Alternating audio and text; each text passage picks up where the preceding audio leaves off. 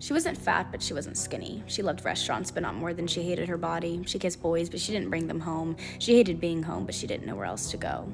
She wasn't shy, but she hated small talk. She craved deep conversations, but would never open up. She hated living, but she didn't want to die. She loved laughing, but not as much as she needed to cry. She wasn't a bad person, but she didn't feel good. She was always there for others, but herself never understood. She was always writing, and everyone read, but no one listened. She was both the life of the party and the loneliest in the room. She was always performing, but she hated the crowd. She was always quiet, but her thoughts far too loud. She wasn't a rule follower, but she wasn't brave. She was always praying for others, but never for herself.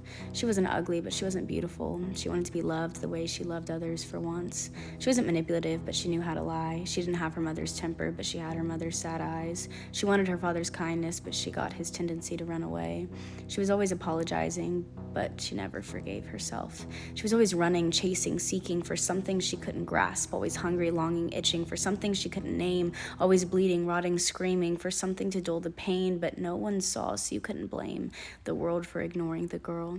She was always smiling, laughing, mending others' scars. She was always dreaming, never sleeping, always looking at the stars. She was born with wings instead of feet, always needing somewhere to flee, but she couldn't fly. Her baggage held her down.